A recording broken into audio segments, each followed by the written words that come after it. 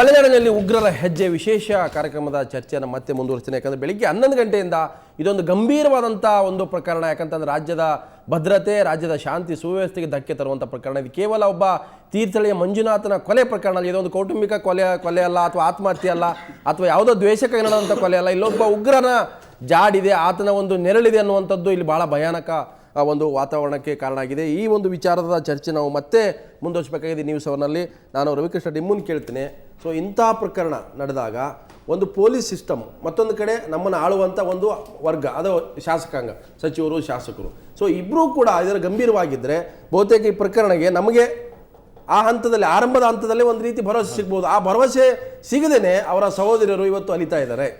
ಇಲ್ಲ, ಇಲ್ಲಿ ಮೂಲಭೂತವಾಗಿ ಎರಡು ಪ್ರಶ್ನೆಗಳಿದೆ. ಒಂದು ಅನಂತ್ ಮತ್ತು ನೀವು ಇಬ್ಬರು ಹೇಳಿದಾಗೆ, ಈ ಯಾಸಿನ್ ಭಟ್ಕಳ್ಳು ಅಲ್ಲಿ ಆತನ ಸಹಚರ ಯಾರಾದರೂ ಇದ್ರಾ, ಮತ್ತು ಅವರೆಲ್ಲ ಸೇರಿಕೊಂಡು ಈತನ್ನ ಮರ್ಡರ್ ಮಾಡಿದ್ದಾರೆ ಮಂಜುನಾಥ್ ಅವ್ರನ್ನ ಅಂತ, ಅಥವಾ ಇದು ವೈಯಕ್ತಿಕ ಕಾರಣಗಳಿಗಾಗಿ ಆಗಿದೆ, ಇದು ನನ್ನ ಸೂಸೈಡ್ ಅಲ್ಲ ಅನ್ನೋ ಹಾಗಿದ್ರೆ ವೈಯಕ್ತಿಕ ಕಾರಣಗಳಿಗಾಗಿ ಆಗಿದೆಯಾ, ಇದನ್ನ ಇನ್ವೆಸ್ಟಿಗೇಟ್ ಮಾಡಬೇಕಾಗಿರೋರು, ಪ್ರಾಪರ್ ಆಗಿ ಇನ್ವೆಸ್ಟಿಗೇಟ್ ಮಾಡಬೇಕಾದ್ರೆ ಲೋಕಲ್ ಪೊಲೀಸರು. ಈಗ ನನ್ನದೇ ಒಂದು ವೈಯಕ್ತಿಕ ಅನುಭವನ ಹೇಳ್ತೀನಿ. ನನಗೆ ತುಂಬಾ ಆಪ್ತರಾದವನು, ನನ್ನ ಪ್ರಾಣ ಸ್ನೇಹಿತನ ಥರ ಇದ್ದವನು ಮರ್ಡರ್ ಆಯಿತು.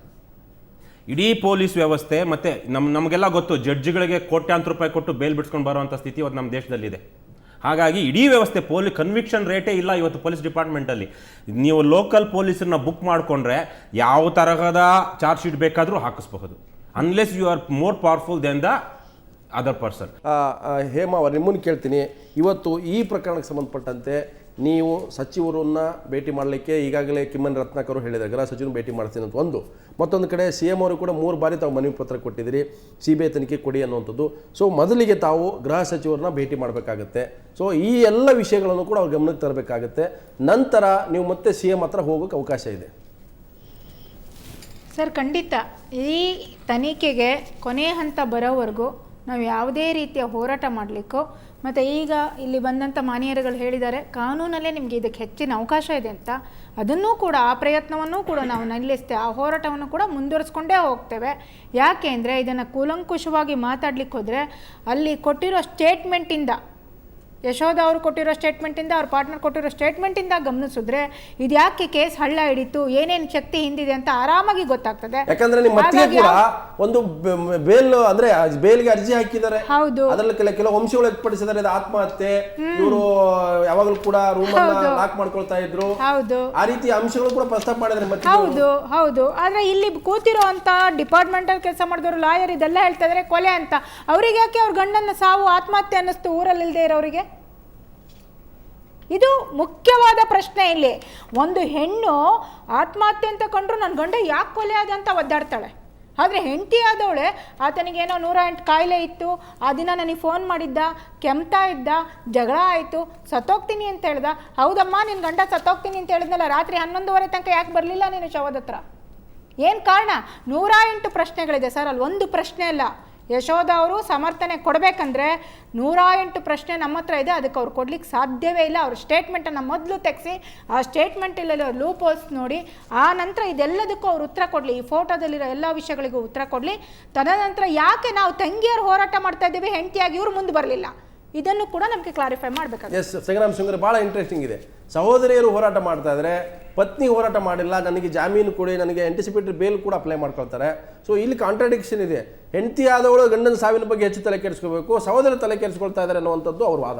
ಸರ್, ಕುಂಬಳಕಾಯಿ ಕೊಳ್ಳ ಅಂದರೆ ಎದೆ ಮೊಟ್ಟೆ ನೋಡ್ಕೊಂಡ ಸರ್, ಅದೊಂದು ಗಾದೆ ಇದೆ. ಅದರಿಂದ ಶಿ ಎಕ್ಸ್ಪೆಕ್ಟೆಡ್ ಹರ್. ಏನಂತ ಹೇಳಿದ್ರೆ, ಈ ಕೇಸಲ್ಲಿ ಡೌಟ್ ಇರ್ಬೋದು, ನನಗೇನ ಒಂದು ಕೈ ಹಾಕ್ಬೋದು. ಯಾಕಂದರೆ ನಾನು ಈಗಾಗಲೇ ಆ ಹೆಂಡತಿ ಅವಳು ಇದ್ದೋದು ಅಷ್ಟೊತ್ತಿಗೆ ಫಾರಿನ್ಗೆ ಹೋಗೋದು, ದುಬೈಗೆ ಹೋಗೋದು, ಬಾಂಬೆಗೆ ಹೋಗೋದು, ಫ್ಲೈಟ್ ಚಲೋದು, ಮತ್ತು ಅವಳದು ಒಂದು ಲೈಫ್ ಸ್ಟೈಲೇ ಚೇಂಜ್ ಆಗೋಗ್ಬಿಟ್ಟಿತ್ತು. ಅದರಲ್ಲೆಲ್ಲ ನೋಡಿದ್ರೆ ಅವಳಿಗೆ ಸಸ್ಪಿಷನ್ ಬಂತು. ಪ್ಲಸ್ ಈಗ suspected to be Yasin Bhatkal ಇದ್ನಲ್ಲ ಅವನ ಜೊತೆಯಲ್ಲಿ, ಅದ್ರ ಬಗ್ಗೆ ಒಂದು ಸ್ವಲ್ಪ ಡೌಟ್ ಬಂದ್ಬಿಟ್ಟಿತ್ತು ಅವಳಿಗೆ. ಬಂದಿದೆ, ನಮಗೆ ಪೊಲೀಸವರು ಕೈ ಹಾಕ್ಬೋದು. ಯಾಕಂದರೆ ಕೇಸ್ ಇಸ್ ಆಲ್ರೆಡಿ ಬೀನ್ 174 ಹಿಡಿದು 302 ಮಾಡಿಬಿಟ್ಟಿದ್ರಲ್ಲ. ಆ ಮರ್ಡರ್ ಕೇಸಲ್ಲಿ ನನಗೆ ಯಾವುದಾನ ಒಂದು ಪೀಸ್ ಆಫ್ ಎವಿಡೆನ್ಸ್ ಸಿಕ್ಕಿದ್ರೆ ನನಗೂ ಸಹ, ಯಾಕಂದರೆ ಬಹಳ ಕೇಸ್ಗಳಾಗಿದೆ. ಪತಿಯಿಂದ ಪತ್ನಿಗೆ ಕೊಲೆ, ಪತ್ನಿಯಿಂದ ಪತಿಗೆ ಕೊಲೆ, ಇದರಿಂದ ಪತ್ನಿಯಿಂದ ಪತಿಯ ಕೊಲೆ ಆಗಿರ್ಬೋದು ಅಂತ ಹೇಳಿದ ಒಂದು ಸಂಶಯ ಬಂದ್ಬಿಟ್ಟಿದೆ. She apply for bail under section 436 CRPC ನಲ್ಲಿ. ಸೊ ಹಾಗಾದ್ರೆ ಶಂಕರಪ್ಪನವರೇ, ಇದು ಸುಪಾರಿಯ ಲೆವೆಲ್ನ ಪ್ರಕರಣ ಅಂತ, ಸುಪಾರಿ ರೀತಿಯ ಅಥವಾ ಅದು ನಾವು ನೋಡಿ, ನಾವು ಅದೆಲ್ಲ ಚರ್ಚೆ ಮಾಡೋಕ್ಕಾಗಲ್ಲ. ಈಗ ನಾನು ಈ ಫೋಟೋ ನೋಡಿದ ತಕ್ಷಣ ಕೊಲೆ ಆಗ್ಬಿಟ್ಟಿದೆ ಅಂತ ಹೇಳಿಲ್ಲ, ಫೋಟೋ ನೋಡಿದ ತಕ್ಷಣ ಕೊಲೆ ರೀತಿ ಕಾಣಿಸ್ತದೆ ಅಂತ ಹೇಳಿದೆ. ಹಾಗಾಗಿ ಇವೆಲ್ಲ ತನಿಖೆಗೆ ಒಳಪಟ್ಟಿರ್ತಕ್ಕಂಥ ವಿಚಾರಗಳು. ಅಲ್ಲಿ ಆಯಸಿನ್ ಭಟ್ಕಲ್ ಇದ್ನ ಇಲ್ಲ ನೋಡಿದ್ರೆ ಸಂಗ್ರಾಮ್ ಸಿಂಗ್ ಅವರು ಹೇಳಿದಾಗ ಆಸ್ ಇಫ್ ನಾವು ನೋಡ್ದಂಗೆ ಹೇಳಕ್ಕಾಗೋದಿಲ್ಲ. ಇದು ತನಿಖೆಗೆ ನೋಡಿದ್ದಾರೆ ಅಂತ ಅವ್ರು ಹೇಳ್ತಾ ಇದ್ದಾರೆ. ತನಿಖೆಗೆ ಸಂಬಂಧಿರ್ತಕ್ಕಂಥ ಅವರು ಈಗ ಇಷ್ಟು ವರ್ಷಗಳಾದ್ಮೇಲೆ ಅವ್ರು ಹೇಳ್ತಾ ಇರ್ತಕ್ಕಂಥ ಮಾತ್ರ ನಾವು ಹೇಳ್ತಾ ಇದ್ವಿ. ಈಗ ಅದನ್ನು ಇವ್ರು ಮಾತು ಕೊಟ್ಟು ರಾಜಕೀಯವಾಗಿ ಚರ್ಚೆಗಳಾಗ್ತಾ ಇರ್ತಾರೆ, ನಾವು ಕರೆದು ಅದನ್ನು ಇದೆಲ್ಲ ಆಗಬಾರ್ದು. ಯಾಕಂದರೆ ಇವತ್ತಿನ ದಿವಸ ಏನು ಅನ್ಯಾಯಕ್ಕೊಳಗಾಗಿರ್ತಾರೆ ಅವ್ರಿಗೆ ನ್ಯಾಯ ಸಿಗಬೇಕು. ಹಾಗಾಗಿ ಈ ಎಲ್ಲ ಹೇಳಿಕೆಗಳನ್ನು ನೀವು ಏನು ಹೇಳ್ಬೇಕು ಅಂದ್ಕೊಂಡಿದ್ರು, ನೀವು ಏನು ಕಂಡಿದ್ದೀರೋ, ಏನು ದಾಖಲಾತಿಗಳಿದೆಯೋ ಎಲ್ಲನೂ ಸಹ ಕೋರ್ಟ್ಗಳಲ್ಲಿ ಹೇಳಿಕೆ ಮುಖಾಂತರ ನೀವು ಮಾಡಿದ್ದಲ್ಲಿ ಬೆಳಿಗ್ಗೆ ಸತತವಾಗಿ 10 ಗಂಟೆಯಿಂದ ಚರ್ಚೆ ಮಾಡ್ತೇವೆ. 10 ಗಂಟೆಗಳ ಕಾಲ ಚರ್ಚೆ ಆಗಿದೆ. ಅಂತಿಮವಾಗಿ ಏನು ಕೊಲೆಯಾದಂಥ ಮಂಜುನಾಥನ ಸಹೋದರರು ಹೇಮಾರವಿ ಮತ್ತು ಶುಭಾ ಅನೇಕ ಅಂಶಗಳನ್ನು ಪ್ರಸ್ತಾಪ ಮಾಡಿದರು, ಆರೋಪಗಳನ್ನು ಮಾಡಿದರು. ನಮಗೆ ನ್ಯಾಯ ಸಿಗ್ತಾ ಇಲ್ಲ, ಸರ್ಕಾರಗಳಿಂದ ನ್ಯಾಯ ಸಿಗ್ತಾ ಇಲ್ಲ, ಈ ಒಂದು ತನಿಖೆಯನ್ನು ಮುಚ್ಚಾಕುವಂಥ ಪ್ರಯತ್ನ ಆಗ್ತಾ ಇದೆ. ನಮ್ಮ ಅತ್ತಿಗೆ ಎಲ್ಲಿದ್ದಾರೆ ಗೊತ್ತಿಲ್ಲ, ನಮ್ಮ ಅತ್ತಿಗೆ ನಾಪತ್ತೆ ಆಗಿದ್ದಾರೆ, ನಮ್ಮ ಅತ್ತಿಗೆ ಸಂಪರ್ಕಗಳೇ ಬೇರೆ ಇದ್ದಾವೆ, ನಮ್ಮ ಅತ್ತಿಗೆ ಅವರು ಹಿಡಿದ್ರೆ ಎಲ್ಲ ಗೊತ್ತಾಗುತ್ತೆ ಅಂತ ಹೇಳ್ತಿದ್ದಾರೆ. ಕೊನೆಗೂ ಕೂಡ ಸುವರ್ಣ ನ್ಯೂಸ್ ಯಶೋಧರನ್ನು ಪತ್ತೆ ಮಾಡಿದೆ. ಯಶೋಧ ಇವರ ಅತ್ತಿಗೆ ಈಗ ಸುವರ್ಣ ನ್ಯೂಸ್ಗೆ ಲಭ್ಯ ಆಗಿದ್ದಾರೆ. ನಿಜಕ್ಕೂ ಕೂಡ ಈ ಒಂದು ತನಿಖೆ, ಈ ಒಂದು ವಿಚಾರ ದೊಡ್ಡ ಒಂದು ತಿರುವನ್ನು ಪಡ್ಕೊಳ್ಳುತ್ತೆ. ಈಗಾಗಲೇ ಈ ಯಶೋಧ ಸುವರ್ಣ ನ್ಯೂಸ್ ಕೇಳಿದ್ರೆ ನಾನು ಯಾವುದೇ ತಪ್ಪು ಮಾಡಿಲ್ಲ, ಸಹೋದರಿ ಹೇಳ್ತಾ ಇರ್ತಕ್ಕಂಥದ್ದು ಸುಳ್ಳು, ನಾನು ತಪ್ಪು ಮಾಡಿದರೆ ಎಲ್ಲ ಶಿಕ್ಷೆಗೂ ರೆಡಿ ಇದ್ದೀನಿ, ಯಾಸಿನ್ ಭಟ್ಕಳ್ ಯಾರೆನ್ನೋದು ಕೂಡ ನನಗೆ ಗೊತ್ತಿಲ್ಲ. ಇದು ಸುವರ್ಣ ನ್ಯೂಸ್ಗೆ ಯಶೋಧ ಹೇಳಿರ್ತಕ್ಕಂಥ ನೀಡಿರ್ತಕ್ಕಂಥ ಹೇಳಿಕೆ. ಬಹುತೇಕ ಈ ವಿಚಾರ ಈಗ ಹೊರಗಡೆ ಬರ್ತಾ ಇರೋದ್ರಿಂದ ಪ್ರಕರಣದಲ್ಲಿ ಸತ್ಯಾಸತ್ಯತೆ ಗೊತ್ತಾಗುತ್ತೆ. ಗಂಡನ ಮನೆಯವರ ಆರೋಪದಿಂದ ತುಂಬ ನನಗೆ ನೋವಾಗಿದೆ ಅನ್ನುವಂಥ ಹೇಳಿಕೆಯನ್ನು ಕೂಡ ಯಶೋಧ ನೀಡಿದ್ದಾರೆ. ಗಂಡನ ಮನೆಯವರಿಗೆ ಆರೋಪಿಸುವುದೇ ಒಂದು ಕೆಲಸ ಆಗಿದೆ.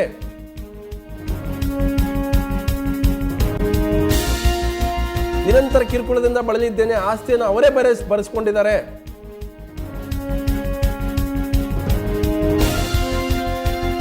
ಸುವರ್ಣ ನ್ಯೂಸ್ಗೆ ಯಶೋಧ ಹೇಳಿಕೆ ಕೊಟ್ಟಿದ್ದಾರೆ. ಯಾವ ಮಂಜುನಾಥ್ ಹತ್ಯೆ ಆಗಿದೆ, ಕೊಲೆ ಆಗಿದೆ ಅನ್ನೋಂಥ ಆರೋಪವನ್ನು ಮಾಡಿದ್ದಾರೆ ಅವರ ಸಹೋದರರು. ಈಗ ಅವರ ಅತ್ತಿಗೆ ಕೂಡ ಈಗ ಸುವರ್ಣ ನ್ಯೂಸ್ಗೆ ಲಭ್ಯ ಆಗಿದ್ದಾರೆ.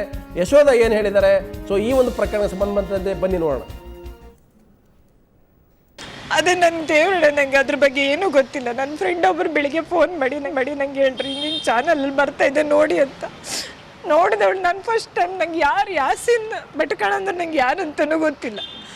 ಆಮೇಲೆ ಗೊತ್ತಾಯ್ತು ಅವನೊಬ್ಬ ಉಗ್ರವಾದಿ ಅಂತ ಟಿ ವಿ ನೋಡಿದ್ಮೇಲೆ. ಅವ್ರಿಗೆ ಅದೇ ಕೆಲಸ ರೀ, ಅವರಿಗೆ ಏನು ಬೇಕಾದ್ರೂ ಮಾಡ್ತಾರೆ. ನಾನು ಹೇಳ್ತೀನಿ ದೇವ್ರಡೆ ಎಲ್ಲರಿಗೂ ಹೇಳೋದು, ಮದುವೆ ಮಾಡಿಸ್ತಿದ್ರು ಅಡಿಲ್ಲ ಹೆಣ್ಮಕ್ಳನ್ನ. ಇಂಥ ಫ್ಯಾಮಿಲಿ ಮಾತ್ರ ಕೊಡಬಾರ್ದ್ರಿ, ಕಚ್ಚಡ ಫ್ಯಾಮಿಲಿಗೆ ಹೊಳೆಗೆ ಹಾಕ್ರು ಅಡ್ಡಿಲ್ಲ ಮಕ್ಕಳನ್ನ ತಗೊಂಡೋಗಿ.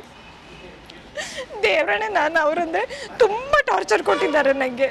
ಇವ್ರು ಸತ್ತ ಮೇಲೆ ತುಂಬ ಟಾರ್ಚರ್ ಅಂದರೆ ಆಸ್ತಿ ಸಹ ಅವರಿಗೆ ಬರ್ಸ್ಕೊಂಡಿದ್ದಾರೆ ರೀ. ಯಾವುದು ನಮಗೇನು ಇಲ್ಲ. ಅದರಲ್ಲೂ ನನ್ನ ಹತ್ರ ಈಗ ಖರ್ಚು ಮಾಡೋಷ್ಟು ಆಗತ್ತೂ ಇಲ್ಲ. ನಿಜವಾಗಿ ಹೇಳ್ಕಂದ್ರೆ ನಾನು ಹಣ ಖರ್ಚು ಮಾಡೋ ಇದರಲ್ಲೂ ಇಲ್ಲ. ಪೂರ್ತಿ ಅವರಿಗೆ ಆಗಿದೆ. ಅದರಲ್ಲೂ ಈ ಥರ ಎಲ್ಲ ನನಗೆ ಅಂದರೆ ನಂಗೆ ಈ ಥರ ಅದೇ ನನ್ನ ದೇವ್ರಡೆ, ನಂಗೆ ಅದ್ರ ಬಗ್ಗೆ ಏನೂ ಗೊತ್ತಿಲ್ಲ. ನನ್ನ ಫ್ರೆಂಡ್ ಒಬ್ಬರು ಬೆಳಿಗ್ಗೆ ಫೋನ್ ಮಾಡಿ ನಂಗೆ ಹೇಳ್ರಿ ನಿಮ್ಮ ಚಾನಲಲ್ಲಿ ಬರ್ತಾ ಇದೆ ನೋಡಿ ಅಂತ. ನೋಡಿದವಳು ನಾನು ಫಸ್ಟ್ ಟೈಮ್. ನಂಗೆ ಯಾರು ಯಾಸಿನ್ ಭಟ್ಕಳ್ ಅಂದ್ರೆ ನಂಗೆ ಯಾರು ಅಂತಲೂ ಗೊತ್ತಿಲ್ಲ. ಆಮೇಲೆ ಗೊತ್ತಾಯ್ತು ಅವನೊಬ್ಬ ಉಗ್ರವಾದಿ ಅಂತ ಟಿ ವಿ ನೋಡಿದ್ಮೇಲೆ. ಅವ್ರಿಗೆ ಅದೇ ಕೆಲಸ ರೀ, ಅವರಿಗೆ ಏನು ಬೇಕಾದ್ರೂ ಮಾಡ್ತಾರೆ. ನಾನು ಹೇಳ್ತೀನಿ ದೇವ್ರಡೆ ಎಲ್ಲರಿಗೂ ಹೇಳೋದು, ಮದುವೆ ಮಾಡಿಸ್ತಿದ್ರು ಅಡಿಲ್ಲ ಹೆಣ್ಮಕ್ಳನ್ನ. ಇಂಥ ಫ್ಯಾಮಿಲಿ ಮಾತ್ರ ಕೊಡಬಾರ್ದ್ರಿ, ಕಚ್ಚಡ ಫ್ಯಾಮಿಲಿಗೆ ಹೊಳೆಗೆ ಹಾಕ್ರು ಅಡ್ಡಿಲ್ಲ ಮಕ್ಕಳನ್ನ ತಗೊಂಡೋಗಿ. ದೇವ್ರಣ್ಣೆ ನಾನು ಅವರಂದ್ರೆ ತುಂಬ ಟಾರ್ಚರ್ ಕೊಟ್ಟಿದ್ದಾರೆ ನನಗೆ. ಇವ್ರು ಸತ್ತ ಮೇಲೆ ತುಂಬ ಟಾರ್ಚರ್ ಅಂದರೆ ಆಸ್ತಿ ಸಹ ಅವರಿಗೆ ಬರ್ಸ್ಕೊಂಡಿದ್ದಾರೆ ರೀ. ಯಾವುದು ನಮಗೇನು ಇಲ್ಲ. ಅದರಲ್ಲೂ ನನ್ನ ಹತ್ರ ಈಗ ಖರ್ಚು ಮಾಡೋಷ್ಟು ಆಗತ್ತೂ ಇಲ್ಲ. ನಿಜವಾಗಿ ಹೇಳ್ಕಂದ್ರೆ ನಾನು ಹಣ ಖರ್ಚು ಮಾಡೋ ಇದರಲ್ಲೂ ಇಲ್ಲ. ಪೂರ್ತಿ ಅವರಿಗೆ ಆಗಿದೆ. ಅದರಲ್ಲೂ ಈ ಥರ ಎಲ್ಲ ಅಂದರೆ ನಂಗೆ ಈ ಥರ. ಇದು ಆರೋಪಿ ಸ್ಥಾನದಲ್ಲಿ ನಿಂತಿರ್ತಕ್ಕಂಥ ಯಶೋಧ ಹೇಳಿಕೆ, ಟಿವಿ ಸುವರ್ಣ ನ್ಯೂಸ್ಗೆ ನೀಡಿರ್ತಕ್ಕಂಥ ಹೇಳಿಕೆ. ಬಹುತೇಕ ನಾವು ಬೆಳಿಗ್ಗೆಯಿಂದಲೂ ಕೂಡ ಈ ಒಂದು ಚರ್ಚೆನ ಮಾಡ್ತಾ ಇದ್ದೀವಿ. ಅವರ ಅತ್ತಿಗೆ ಎಲ್ಲಿದ್ದಾರೆ, ಅತ್ತಿಗೆ ಅವರನ್ನು ಪತ್ತೆ ಮಾಡುವಂಥ ಕೆಲಸ ಕೂಡ ಸುವರ್ಣ ನ್ಯೂಸ್ ಮಾಡ್ತು. ಅಂತಿಮವಾಗಿ ಅವರು ಈ ಸುವರ್ಣ ನ್ಯೂಸ್ಗೆ ಲಭ್ಯ ಆದರು. ಅವರದೇ ಹೇಳಿಕೆ ಕೊಟ್ಟರು, ನನ್ನ ಯಾವುದೇ ತಪ್ಪಿಲ್ಲ, ಯಾಸಿನ್ ಭಟ್ಕಳ್ ನನಗೆ ಗೊತ್ತಿಲ್ಲ, ಅವರ ಸಂಪರ್ಕನೂ ಗೊತ್ತಿಲ್ಲ. ಆದರೆ ಸಹೋದರಿಯರು ಇದನ್ನು ಬೇಕಂತಲೇ ಪದೇ ಪದೇ ಮಾಡ್ತಾ ಇದ್ದಾರೆ, ನಂಗೆ ಭಾಳ ಟಾರ್ಚರ್ ಕೊಟ್ಟಿದ್ದಾರೆ, ನನ್ನ ಆಸ್ತಿನೂ ಕೂಡ ಬರೆಸ್ಕೊಂಡಿದ್ದಾರೆ, ನನ್ನ ಹತ್ರ ದುಡ್ಡು ಇಲ್ಲ ಅನ್ನುವಂಥ ಒಂದು ಹೇಳಿಕೆಯನ್ನು ಕೊಟ್ಟಿದ್ದಾರೆ. ಇದ್ರ ಬಗ್ಗೆ ಅವರ ಪ್ರತಿಕ್ರಿಯೆಯನ್ನು ಕೂಡ ನಾನು ಪಡ್ಕೊಳ್ತೇನೆ. ಇಲ್ಲಿ ಶುಭಾ ಇದ್ದಾರೆ, ಹೇಮಾರವಿ ಇದ್ದಾರೆ, ನಾನು ಚರ್ಚೆ ಮಾಡ್ತೀನಿ. ಅದಕ್ಕಿಂತ ಮೊದಲು